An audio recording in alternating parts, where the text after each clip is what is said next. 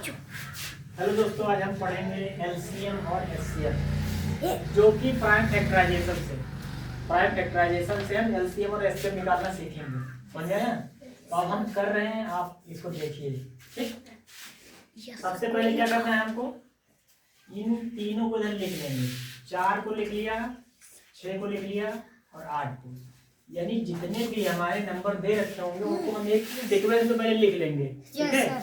अब फिर इसमें हमने क्या किया, अब देखो 2, 4 और वो 4, 6 और 8 किसके बाहर जा रहा है? सबसे छोटा नंबर 2, पहले हम 2 से काटेंगे। बताओ, इसको 2 से काटा हमने तो कितना है? 2 2 जा 4 और 2 3 जा 6 और 2 4 जा 8।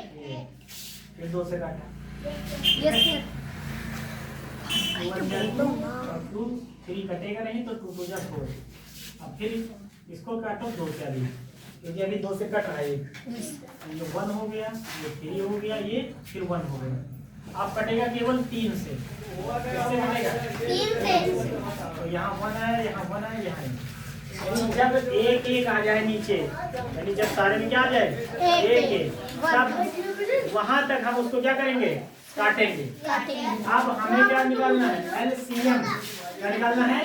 एलसीएम निकालना है, तो हम सब पूरा कर देंगे जो फैक्टर निकल के आएगा। ये लोग गिरा देंगे बेरे पे, तो फिर लड़ाओ तो। और ये हो जाएगा 3। 2 2 जा 4, 4 2 जा 8 और 8 3 जा 24। तो एलसीएम हमारा कितना निकल के आ गया? 24। अगर एचसीएफ निकालना है, एचसीएफ निकालना है तो हम वहां तक देखेंगे जहां तीनों संख्याएं कटी हो बराबर। समझ में आया? बताओ तीनों कहाँ तक? पहले ही में तो कटी है तीनों बराबर, इसके बाद तो 3 बच गया है, 2 और 4 कटा है केवल। तो एचसीएफ केवल हमारा क्या हो जाएगा? 2। यानी इन तीनों में हमारा क्या कॉमन है? खाली 2 कॉमन है। 2 के पहाड़े में 4 आता है, 2 के पहाड़े में 6 आता है और 2 के पहाड़े में 8। अगर हम और 4 की करें तो 4 में 4 आएगा, 8 आएगा, लेकिन 6 नहीं आएगा। यानी तीनों में जो कॉमन है उसको हम लेंगे। तो एचसीएफ हमारा क्या हो गया?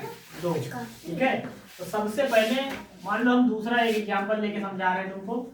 ये मान लो ये 5 है और ये 10 है और ये हमारा 20 है। अब इसका हमें एलसीएम निकालना है, एचसीएफ निकालना है। ठीक है।